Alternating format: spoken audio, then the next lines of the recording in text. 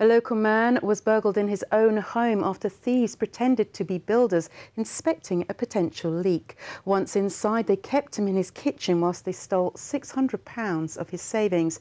Kenneth Poole was left shaken, but his local barbers helped raise over £1,000 to get him back on his feet. Our reporter Kirstie Chambers has more. Kenneth Poole says a man was posing as a worker when he let him into his home.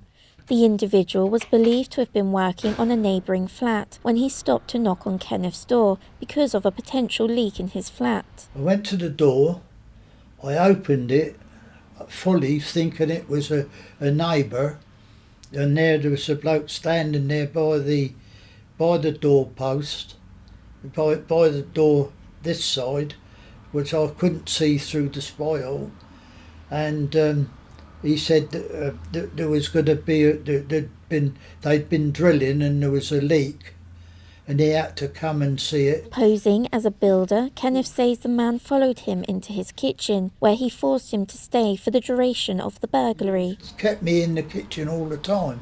He wouldn't let me out. He pulled me. I tried to get out. I got halfway through the door and he pulled me back. He grabbed hold of my arm, pulled me back, and that's when he noticed that there was a block of wood holding the door open, and he kicked it out the way, and the door closed, and this stool fell on his knee, hit him on the knee, and he picked it up and opened it up because it's a folding stool. He picked it up and he put it down. He said, "Sit there."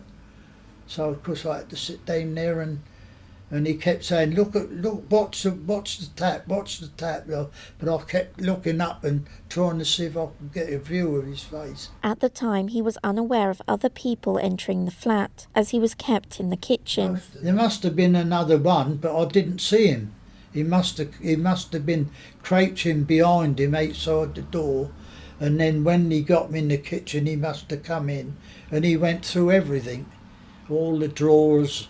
He even went in the bedroom and tried to lift the mattress up. Living alone at 88 years old, he was shocked to have been involved in the ordeal. After it happened, I was quite put, scared. But at the time, it just seemed surreal. Didn't seem as if anything was happening. Luckily, thanks to his local barbers, his money was replaced after they helped raise a lump sum. The lovely people over at Ian Henry's hairdressers, they collected a goodly amount of money, more than I've lost actually, but it's very kind of them. Ian Henry's raised over £1,000 to help Kenneth back on his feet. Through crowdfunding and fundraising events, they were surprised to exceed their target in a matter of days. We thought we were going to get £200-300 if that, and we raised that within 5 days. That was. He told us on the Wednesday what had happened to him, and by the Tuesday we had raised all that. Kenneth Poole is a local at Ian Henry's and now a great friend. They wanted to help him through this tough time. Just because it's just an awful thing, isn't it, for it to happen to anyone, and for someone of Ken who served our country as well. But we just thought it'd be something nice to do for him. Try and reinstall his faith that not all people are like that these days.